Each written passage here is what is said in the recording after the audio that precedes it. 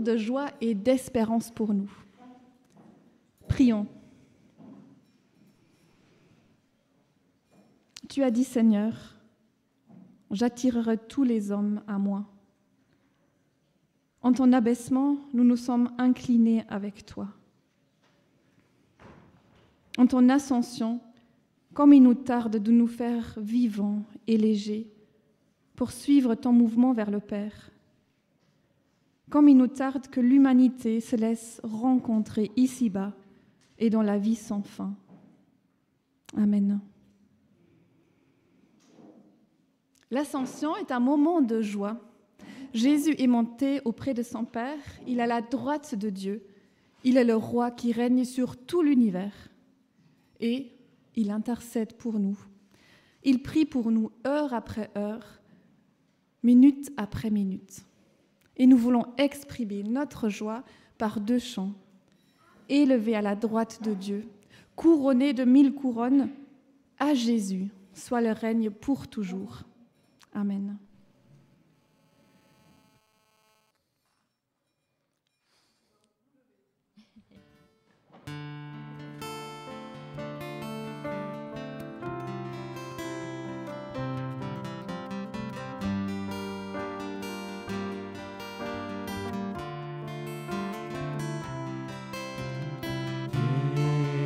Élevé à la droite de Dieu, couronné de 1000 couronnes, tu resplendis comme un soleil radieux. Les êtres crient autour de ton trône. À l'agneau de Dieu soit la gloire. À l'agneau de Dieu la victoire. À l'agneau de Dieu soit le règne pour tous les siècles. Amen.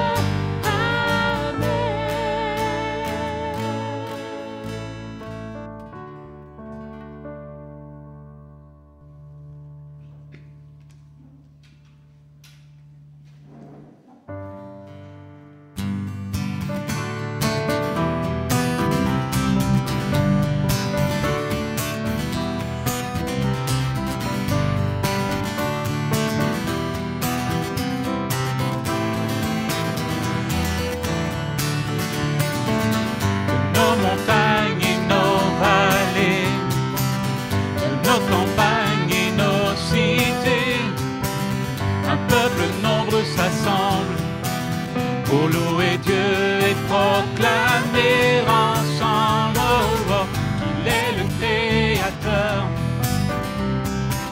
qu'il fait de nous sa demeure, pour être sel et lumière, Dieu nous appelle à servir sur la terre. Nous annonçons le roi, alléluia, nous proclamons son nom sur ce pays. Nous célébrons sa gloire, nous chantons sa victoire, et nous vivons les dons de son esprit. Nous annonçons le roi, alléluia, nous proclamons son nom sur ce pays. Nous célébrons sa gloire, nous chantons sa victoire, nous élevons le nom de Jésus-Christ.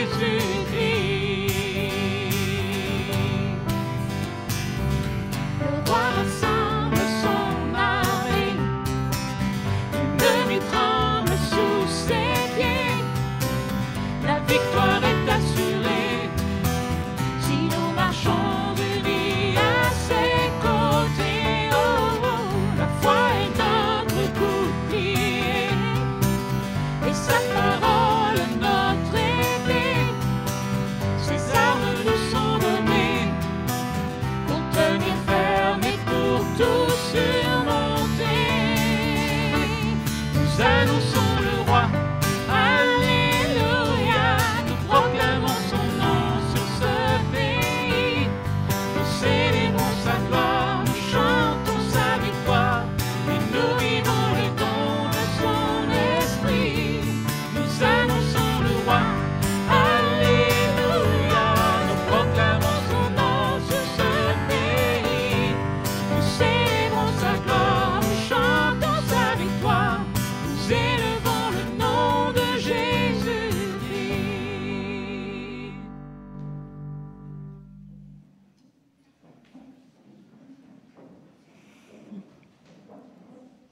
L'Ascension est un temps de joie, mais c'est aussi un temps d'attente. Les disciples devaient encore attendre 10 jours avant que Jésus ne leur envoie l'Esprit Saint. Et nous aussi, à notre tour, nous attendons. Nous attendons le retour de Jésus-Christ. Nous attendons la pleine réalisation de ses promesses. Nous attendons que toute chose soit renouvelée. Et nous lisons dans le livre des Actes, au chapitre 1. Ariane va lire pour nous. Ceux qui étaient réunis auprès de Jésus lui demandèrent « Seigneur, est-ce en ce temps-ci que tu rétabliras le règne pour Israël ?» Et Jésus leur répondit « Il ne vous appartient pas de savoir quand viendront les temps et les moments, car le Père les a fixés de sa seule autorité. Mais vous recevrez une force quand l'Esprit Saint descendra sur vous. Vous serez alors mes témoins à Jérusalem, dans toute la Judée et la Samarie, et jusqu'au bout du monde. » Après ces mots, Jésus fut enlevé vers le ciel pendant que tous le regardaient. Puis une nuée le cacha à leurs yeux. Et ils avaient encore les yeux fixés vers le ciel où Jésus s'en allait, quand 2 hommes habillés en blanc se trouvèrent près d'eux et leur dirent « Gens de la Galilée, pourquoi restez-vous là à regarder le ciel ? Ce Jésus qui vous a été enlevé pour aller au ciel reviendra de la même manière que vous l'avez vu s'en aller. » Jésus reviendra. Et nous pouvons encore confesser notre foi par 2 chants. Et les enfants pourront aller dans leur club après le premier chant. Nous chantons « Oui, je crois ». Nous confessons notre foi et ensuite sans de mots au Dieu pour nous préparer doucement aussi au repas du Seigneur. Conduis-moi dans tes voies pour l'éternité.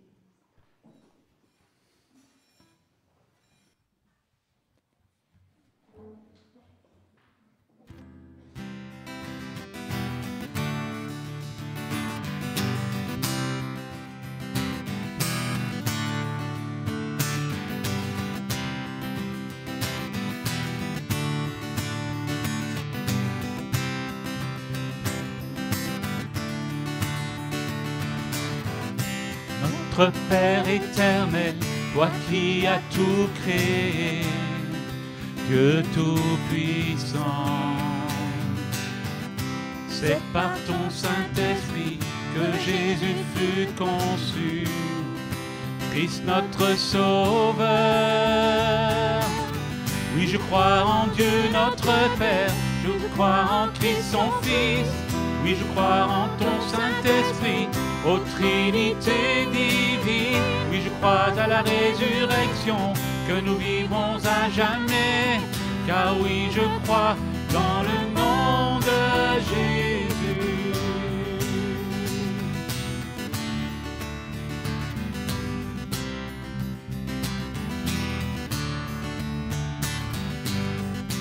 Ô juge et défenseur, tu souffris à la croix, le pardon est en toi. Descendu jusqu'aux ténèbres, tu es ressuscité, à jamais élevé. Oui, je crois en Dieu notre Père, oui, je crois en Christ son Fils, oui, je crois en ton Saint-Esprit, ô Trinité divine. Oui, je crois à la résurrection, que nous vivrons à jamais. Car oui, je crois dans le nom de Jésus. Oui, je crois en lui. Oui, je crois qu'il est vivant. Oui, je crois que Jésus est Seigneur. Oui, je crois en lui. Oui, je crois qu'il est vivant. Oui, je crois que Jésus est Seigneur. Oui, je crois à la vie éternelle. Je crois que d'une vierge il est né. Je crois à la communion des saints et en ta sainte Église. Oui, je crois à la résurrection quand Jésus reviendra. Car oui, je crois dans le nom de Jésus. Car oui, je crois dans le nom de Jésus.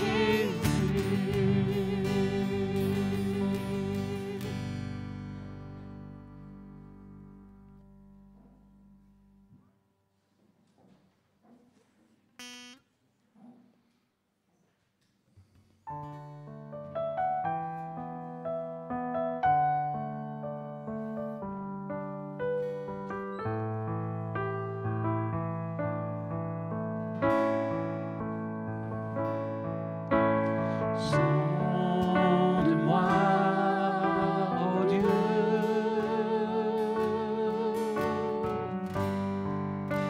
et connais mon cœur. Éprouve-moi, Seigneur,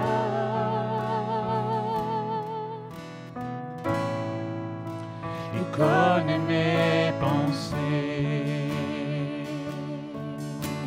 Sonde-moi, ô Dieu,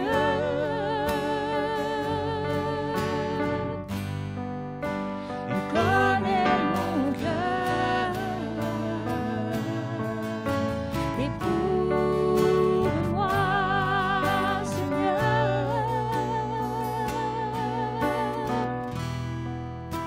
et connais mes pensées. Regarde si je suis loin de toi. Regarde si je suis sur une mauvaise voie. Regarde si je suis loin de toi.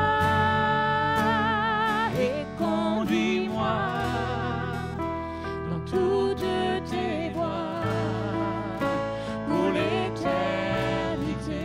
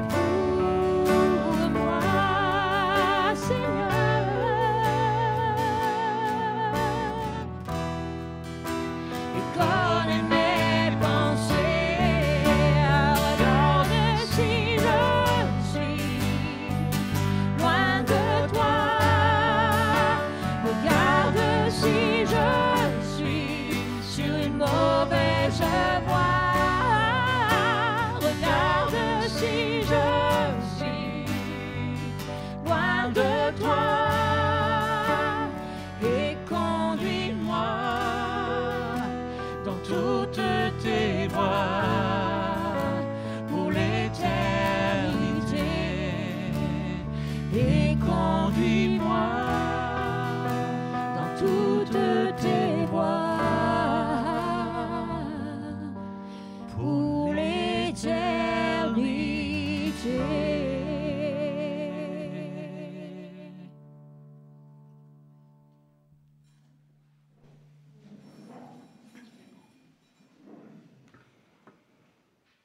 Oui, Seigneur, conduis-nous dans tes voies pour l'éternité. Nous lisons dans Éphésiens 1.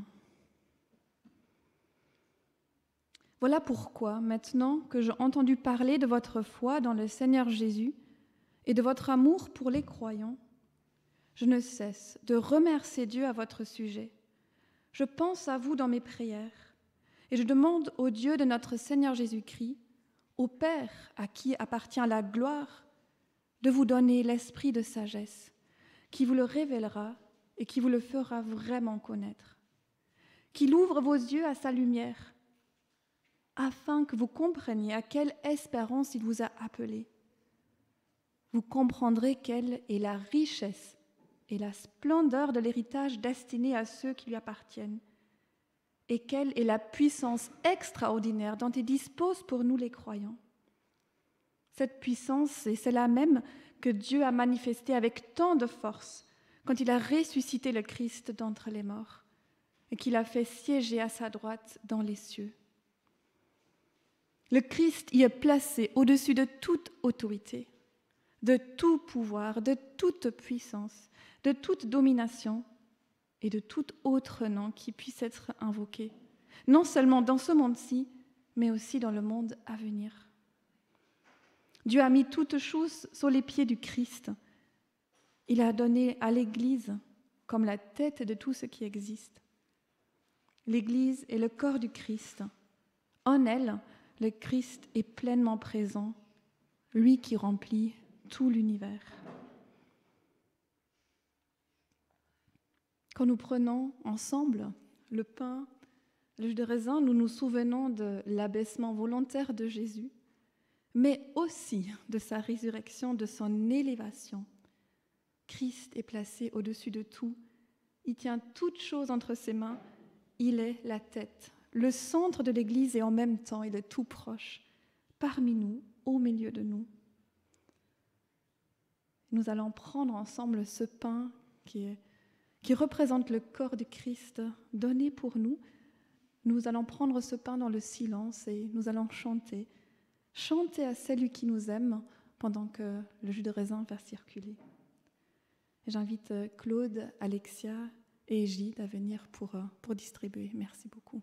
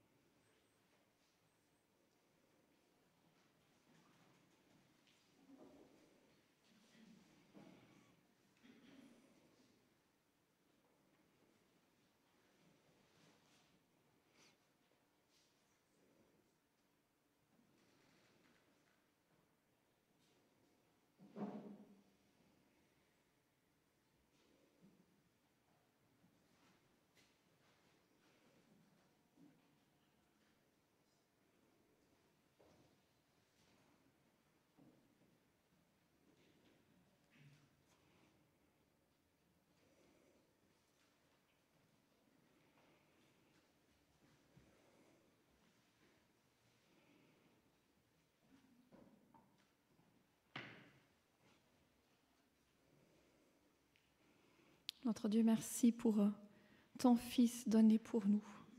Merci parce que nous pouvons venir librement à toi grâce à ce que Jésus a fait pour nous à la croix. Merci pour le pardon, pour la paix, pour la joie qui sont en toi.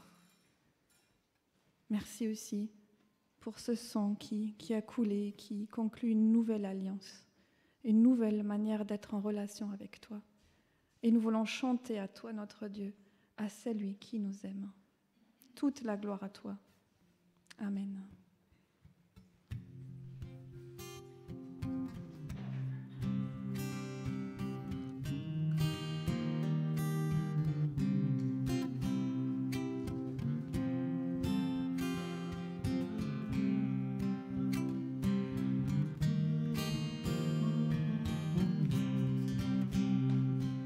celui qui nous aime, qui nous a délivrés de tous nos péchés par son sang, et qui a fait de nous un royaume de prêtres, des sacrificateurs pour Dieu son Père. À lui la gloire et le pouvoir, au siècle des siècles. Amen. À lui la gloire et le pouvoir, au siècle des siècles. Amen. Au siècle des siècles. Vint sur des nuées, et tout œil le verra, le Seigneur Dieu le Tout-Puissant. Il dit: je suis l'alpha et je suis l'oméga, celui qui est, qui était et qui vient. À lui la gloire et le pouvoir, au siècle des siècles. Amen. À lui la gloire et le pouvoir, au siècle des siècles. Amen. Au siècle des siècles. Amen.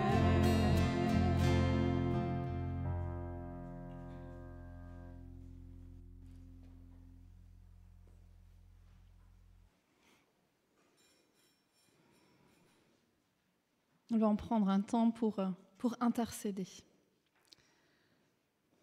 Ouais, Jésus-Christ, toi qui es le sauveur du monde, le roi de la création nouvelle, toi qui t'es donné pour l'humanité, viens régner sur nos cœurs et dirige nos pensées vers les réalités d'en haut, où tu sièges à la droite du Père. Toute puissance t'a été donnée au ciel et sur la terre. Secours dans ta grâce ceux qui sont exposés au danger de l'âme et du corps. Révèle ta puissance, ta présence et ta tendresse à ceux qui sont malades. Que ta grâce les console et les fortifie. Donne l'apaisement de la foi à ceux qui sont inquiets et tourmentés. Et ne nous laisse pas entrer en tentation, mais délivre-nous du mal. Tu as promis d'être avec nous tous les jours jusqu'à la fin du monde, et nous nous en souvenons particulièrement quand nous prenons ton repas. Garde-nous dans l'amour les uns envers les autres et dans le service de ton règne. Garde-nous dans l'attente de ton retour. Et Seigneur, nous voulons vraiment être entre tes mains comme l'argile dans les mains du potier, pas seulement aujourd'hui, mais tous les jours de cette semaine. Donne-nous ton esprit, ouvre nos cœurs et que ta parole nous façonne à l'image de ton Fils Jésus-Christ, notre Seigneur. Amen.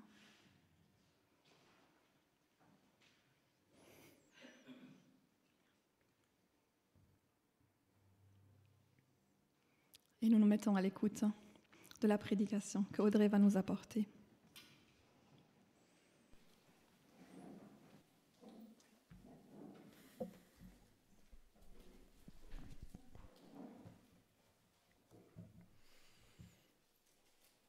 Bonjour à tout le monde. Merci beaucoup Lydia pour cette première partie de culte. Nous célébrons aujourd'hui l'Ascension. On a déjà bien médité avec les premiers textes. Et je voulais vous poser cette petite question. Comment est-ce que vous vivez les temps d'au revoir, le moment de la séparation ? Est-ce que c'est un moment que vous redoutez ? Est-ce que ce sont des moments importants ?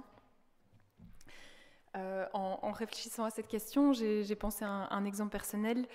Mes deux sœurs vivent très très loin, à des milliers de kilomètres, et ma deuxième sœur a toujours été très proche de Nora et Louane, et elle vit maintenant très loin, et donc quand elle revient, c'est toujours la fête, mais au moment de se quitter, les filles mettent toujours plusieurs heures à s'en remettre. Ce sont des gros sanglots, et la séparation est vraiment super difficile, et j'en viens donc à redouter par moments ces au revoir, même si pour moi, dire au revoir reste un moment important.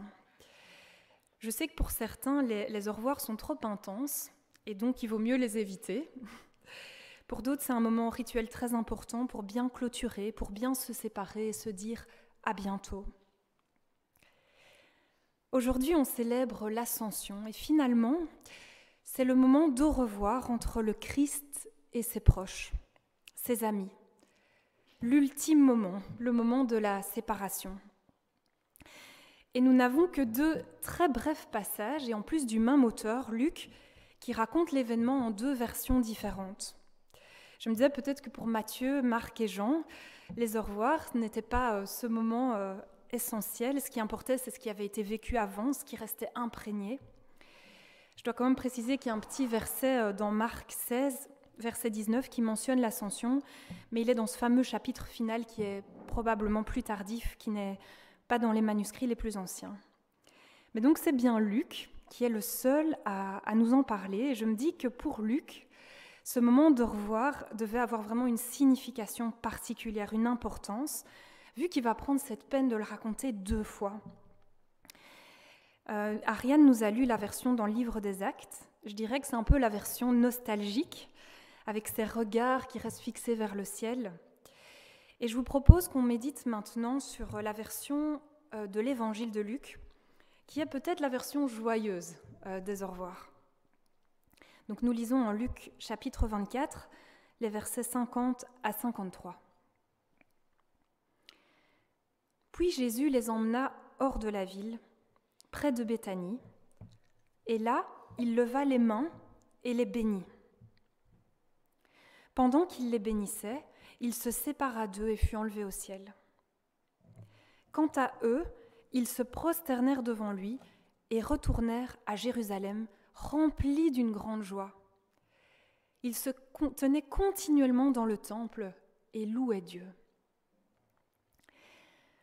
Pour un moment qui a dû être si intense, c'est très court comme passage, 3 versets. Je me souviens, c'est incomparable évidemment, mais parfois quand on vit une expérience forte, les mots peuvent manquer. Je me souviens de retour de Caen, par exemple, qui avait été vraiment particulièrement magnifique, où ma sœur et moi, on redescendait de la montagne et nos parents nous demandaient alors ça s'est passé comment, et les phrases qui sortaient paraissaient toujours trop plates et insuffisantes, comme si les mots n'étaient pas capables de traduire la joie profonde liée à une expérience spirituelle et communautaire intense et bouleversante. Parfois, le silence et la sobriété de l'expression sont la seule possibilité parce que dire l'expérience est difficile. Et Luc choisit la pudeur, la sobriété, la concision pour décrire cette expérience. Mais les mots qu'il choisit sont pourtant très riches de sens. Je voudrais d'abord, en premier point, attirer l'attention sur le lieu. Jésus ressuscité apparaît aux disciples dans la ville de Jérusalem, mais pour les au revoir, il les emmène ailleurs. Jérusalem a été le lieu de la passion, de la douleur, du traumatisme, un lieu très chargé. Et Jésus, pour dire au revoir, les emmène hors de la ville. Je me disais que ce petit détail montre à quel point il soigne ce moment rituel de la séparation. Et il ne les emmène pas n'importe où, ils vont à Béthanie, sur le mont des Oliviers à l'est de Jérusalem. Béthanie, c'était un peu le QG de Jésus pour l'exercice de son ministère, notamment lors de la semaine de la Passion, comme on le voit dans l'évangile de Marc. C'est là aussi où vivaient ses grands amis, Lazare, Marthe et Marie. C'est ce lieu qu'il choisit comme dernier lieu, un lieu chargé de souvenirs partagés, de signification et d'affection. Je trouve que c'est beau symboliquement. On sait que les humains ont besoin parfois de retourner une dernière fois sur les lieux qui ont vraiment compté, comme une maison familiale où l'on a grandi par exemple. Une dernière fois pour célébrer ce qu'on y a vécu, clôturer une partie de vie. Jésus retourne avec ses proches là où ils ont tant vécu pour se dire au revoir. Deuxième point, que fait Jésus ? Il y a un élément de cette courte scène qui est mis en évidence. Il revient 2 fois, alors que le passage est vraiment très bref. Donc je me dis, ça doit être vraiment central. C'est ça que Luc veut mettre en évidence. Le texte dit que Jésus lève les mains et les bénit. Et puis juste après, il y a une répétition, il dit « Pendant qu'il les bénissait, il fut séparé d'eux ». Et en méditant sur cette double mention de la bénédiction, j'ai été vraiment touchée de voir comme Luc montre que la dernière chose que Jésus-Christ fait, c'est bénir. Et il est même précisé que c'est pendant qu'il est en train de les bénir qu'il fut séparé d'eux. Un petit peu comme si cette bénédiction devait ne jamais se terminer, qu'elle restait pour toujours ouverte, active, en cours, qu'elle ne prenait pas fin. Jésus quitte la terre physiquement, mais sa bénédiction demeure. Elle est encore en train d'avoir lieu. Alors à propos de cette idée de bénédiction, c'est un mot qu'on utilise tout le temps, bénir, surtout dans nos églises, mais je me suis un peu reposé la question, mais qu'est-ce que ça veut dire que Jésus bénit ses disciples ? Bénir, c'est quoi d'abord ? Étymologiquement, c'est dire du bien. Bénir, c'est poser des paroles de bienveillance. Rappelons que le temps de la Passion qui a précédé a été cataclysmique sur le plan émotionnel. Les disciples ont abandonné leur ami, l'ont renié, se sont tenus à distance, ont été bouleversés, ont vu leurs espoirs brisés. Et Jésus, avant de les quitter, il dit du bien d'eux. Il les rassure sur ce qu'il pense d'eux, sur la manière dont il les perçoit, en dépit de tout ce qu'il s'est passé. Il revient avec eux sur ces lieux où ont été partagés aussi des bons moments, des moments forts. Il les restaure en fait par ses paroles de bienveillance. J'imagine à quel point ça a dû les bouleverser. Je pensais en méditant sur ce point à quel point des paroles dans notre enfance par exemple peuvent nous façonner. Il y a des paroles qui construisent et il y a des paroles qui peuvent détruire. Il y a une puissance des mots.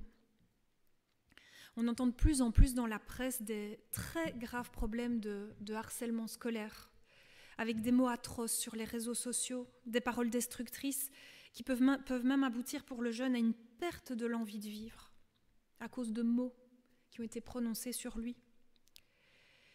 À une échelle moins extrême, certaines paroles posées sur nous peuvent nous hanter, nous enfermer, nous poursuivre.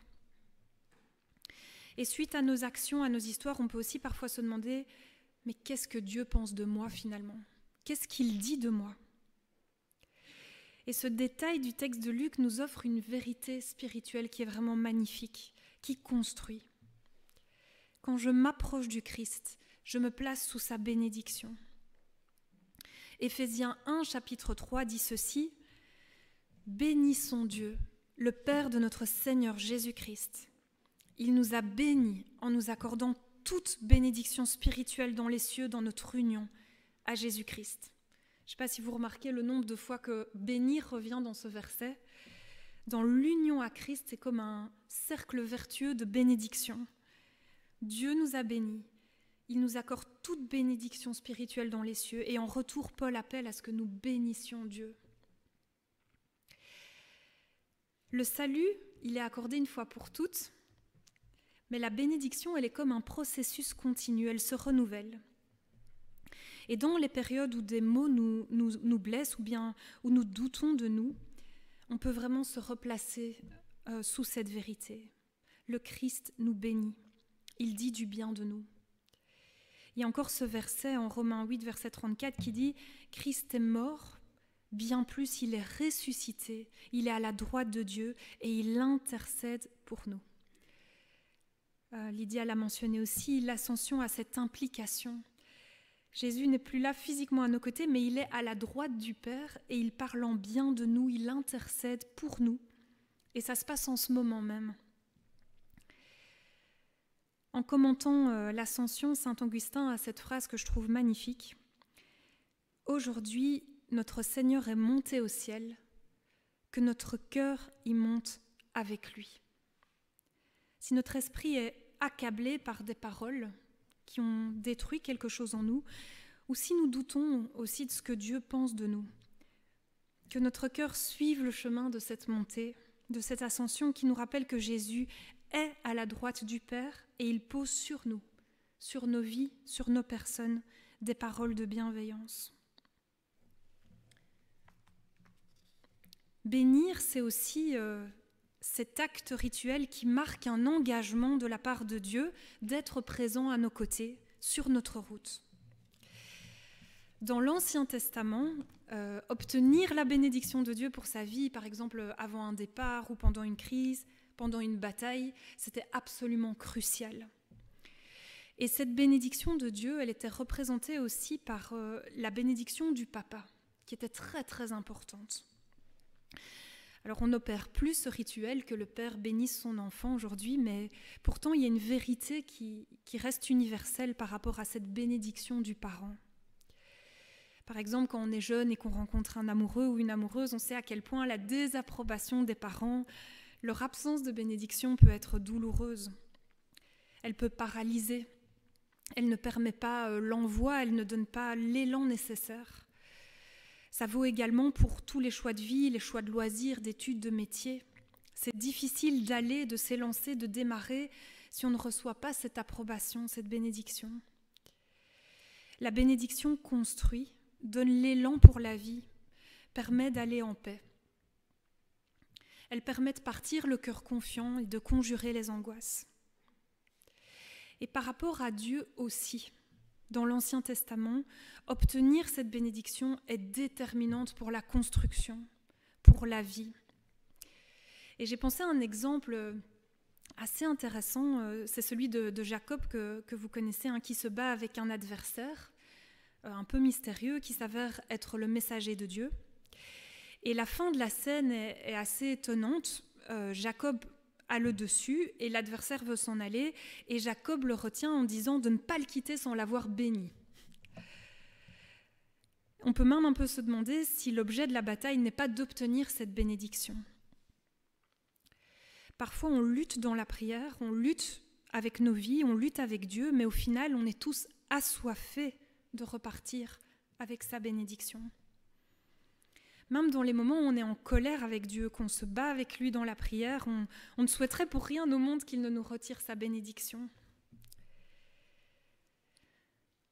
C'est important quand même de dire que, par cet exemple, c'est assez bien illustré que la bénédiction ne dépend pas de nos actions. Elle est vraiment une grâce. Jacob, par exemple, il avait arnaqué son frère aîné en lui volant son droit d'aînesse. Pour ce faire, il a menti à son père et franchement, son attitude, c'est pas joli. Et il se retrouve vraiment en mauvaise posture. Il est en grave problème avec son frère. Il va devoir se retrouver face à lui et il est terrorisé. Et puis il y a cette scène avec le messager de Dieu, l'ange, Dieu lui-même, on ne sait pas très bien, et il implore pour avoir cette bénédiction. Et le texte dit que l'ange du Seigneur va bénir Jacob. Et le lendemain, qu'est-ce qui se passe ? Il se réconcilie avec son frère. La retrouvaille va se passer dans la paix. On voit par cette scène que la bénédiction, c'est pas excuser, gommer les mauvais comportements de Jacob. La bénédiction, elle porte toujours sur une personne et non sur ses actions. Et elle concerne l'avenir. Elle ouvre des portes de réconciliation, elle redonne de l'élan, elle remet debout, elle envoie.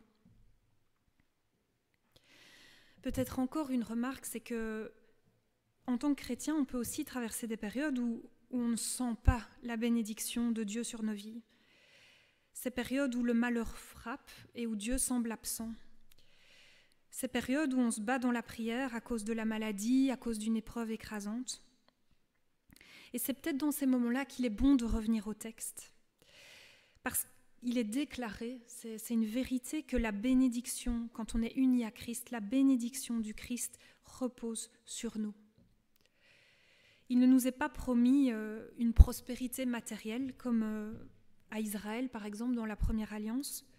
Il nous est promis toute bénédiction spirituelle dans les cieux, c'est-à-dire cet élan de vie, cet élan de son souffle, sa présence, son Saint-Esprit, sa bienveillance, sa consolation, sa guidance, son secours, sa paix qui surpasse toute intelligence, la fécondité par des fruits spirituels et sa joie qu'on hérite des cieux où il siège, ici même, dans toutes les circonstances de notre vie. Et je crois que ça, c'est une spécificité chrétienne. On en a déjà croisé, et c'est toujours des témoignages puissants, mais il arrive que des chrétiens gravement malades, gravement éprouvés, déclarent qu'ils se sentent malgré tout bénis. Parce que c'est une promesse que nous avons reçue. Alors le dernier point concerne la réaction, la réponse des disciples qui, quelque part, est aussi l'appel que nous avons reçu en tant qu'Église. La bénédiction du Christ, quand on en prend conscience, quand on la reçoit, elle produit une réaction. Il est dit dans le texte, quant à eux, ils se prosternèrent devant lui et ils retournèrent à Jérusalem, remplis d'une grande joie. Ils se tenaient continuellement dans le temple et louaient Dieu.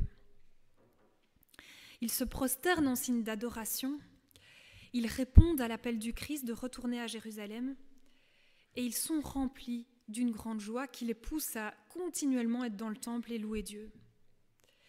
On voit que la bénédiction produit un effet sur le cœur qui est assez phénoménal. C'est pas souvent quand même qu'on se sent d'aller au temple non-stop pour louer. Mais parfois, on peut vivre une expérience spirituelle tellement forte, on peut ressentir cette bénédiction du Seigneur de manière tellement puissante qu'on est mis dans un état de joie et de désir d'être proche de Dieu, et ça peut durer quelques heures, quelques jours, voire plus. Vous avez peut-être vu passer ça sur les réseaux sociaux, mais récemment, en février, dans une université dans le Kentucky, il y a eu comme ça un culte où les étudiants ont vécu quelque chose de très fort spirituellement. Et apparemment, le culte ne s'est pas arrêté. Il a duré pendant 16 jours, jour et nuit. Et il y aurait eu en tout 50 000 à 70 000 personnes qui ont participé à ce culte en se relayant pendant 16 jours. C'est l'effet d'une perception intense de la bénédiction de Dieu. Et ça procure une joie qui rayonne très fortement.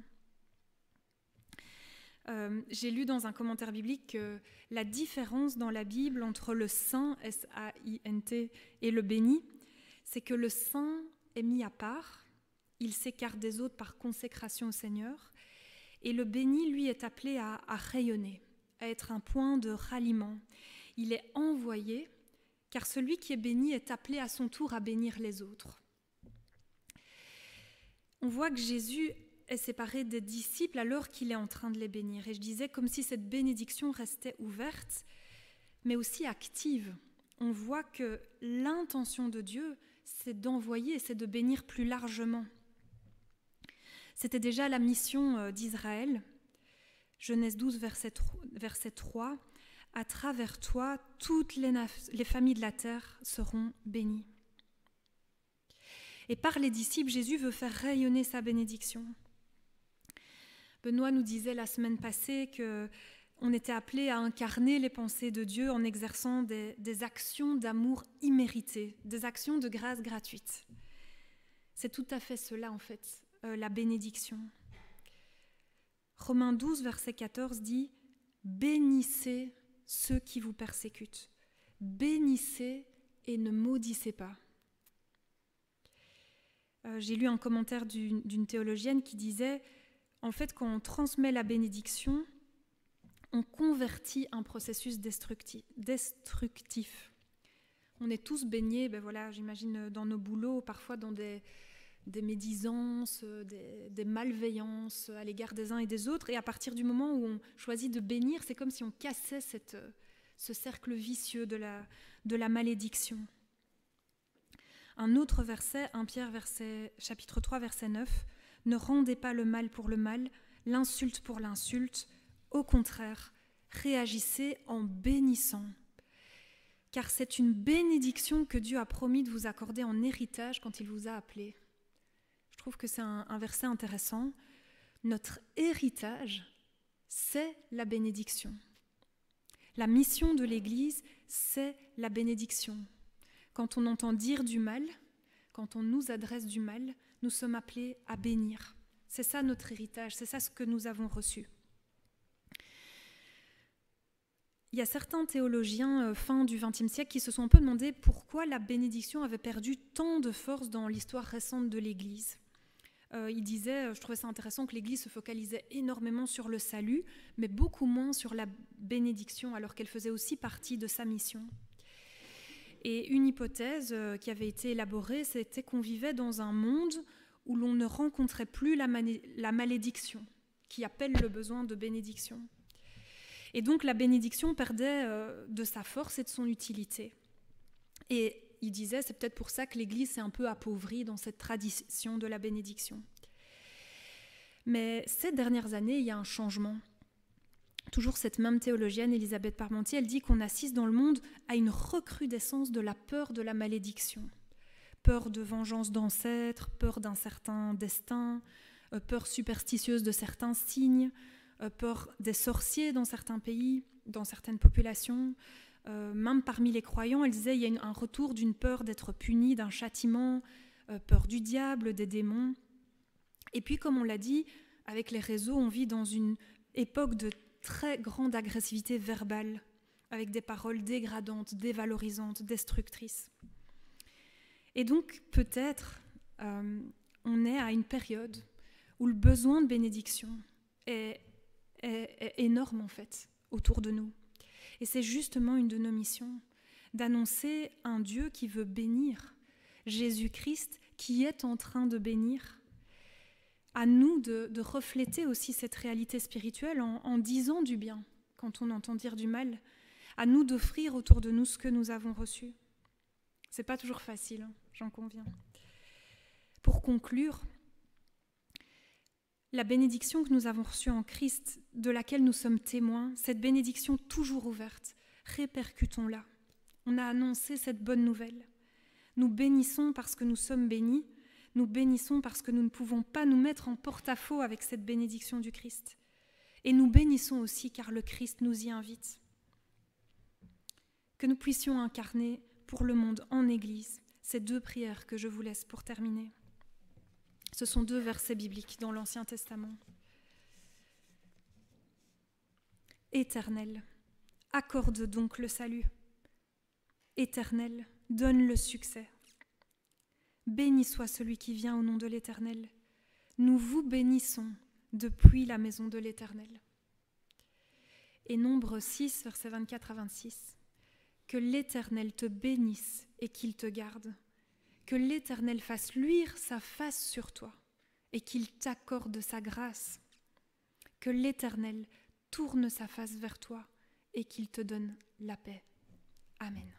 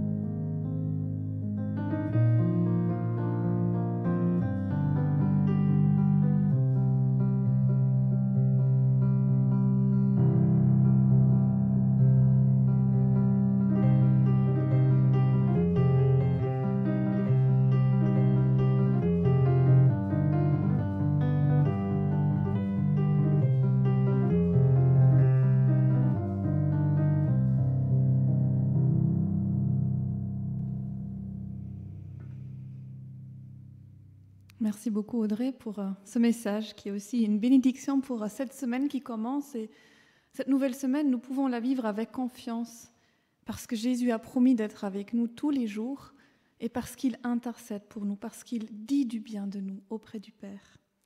Et Bernard va faire pour nous les annonces, il va parler des rencontres des prochaines semaines.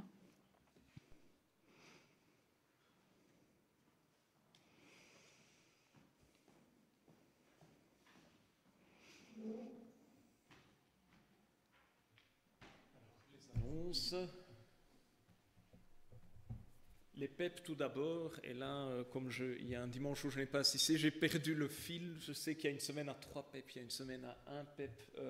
Est-ce que c'est une semaine à 3 PEP? Qui? Ariane? Oui. Oderghem? Oui. Wemel? Oui. Oui, parfait. Rick Sansard? Aussi, parfait. Hugues Le Waterloo, donc non. Aussi, hein, ben alors on a changé le rythme. Ok, parfait. Voilà pour les PEP, donc cette semaine. Alors, une annonce pratique, c'est les 20 km la semaine prochaine. Donc attention, on préfère prévenir, hein, il y aura des problèmes, renseignez-vous. Vous avez toute une semaine pour vous préparer. Et n'oubliez pas aussi, le carrefour Léonard est en travaux, donc ça vient se rajouter. Sortie Stockelfen le dimanche 4 juin à Eusingen.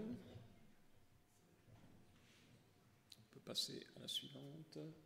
Alors, une assemblée générale dans 15 jours, le 4 juin, c'est une assemblée assez courte, une assemblée extraordinaire qui est focalisée uniquement sur sur un point finance. Et vous recevrez un mail cette semaine, normalement mercredi, avec plus de détails.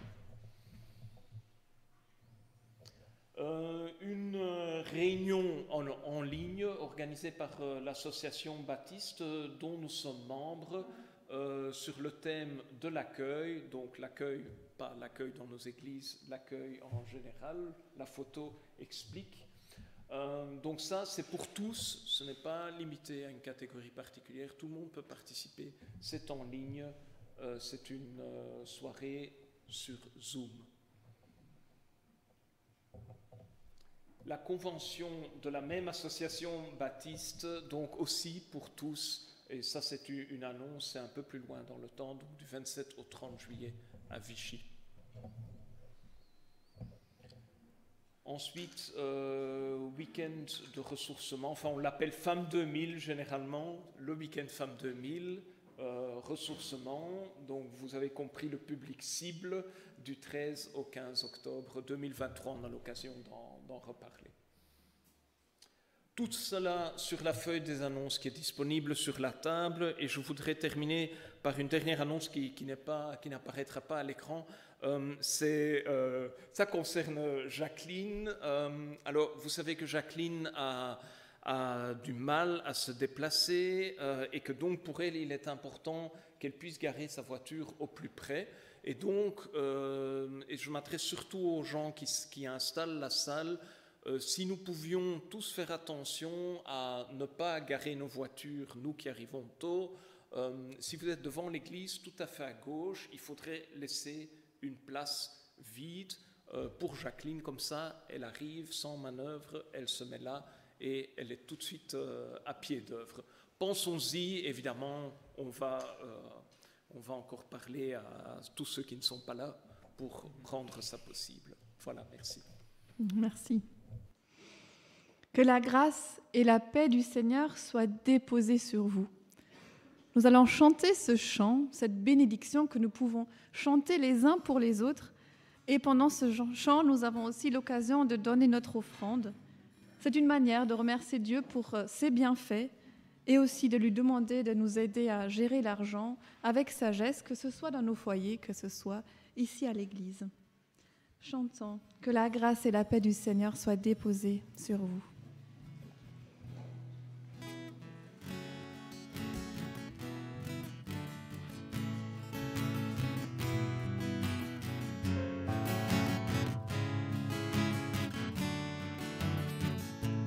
Que la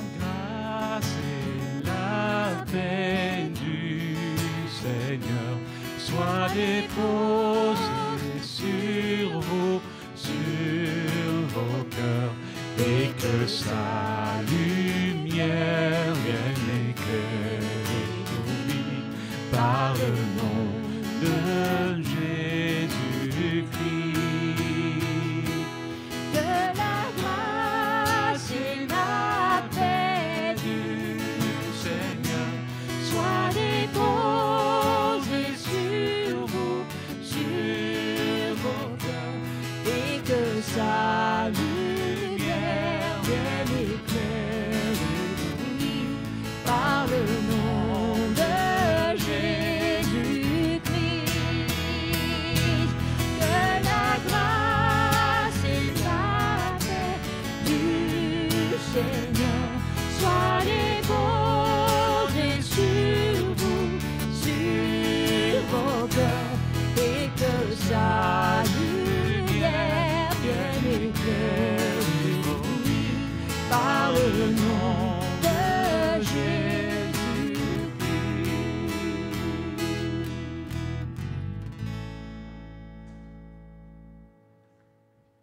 Un très bon dimanche à chacun.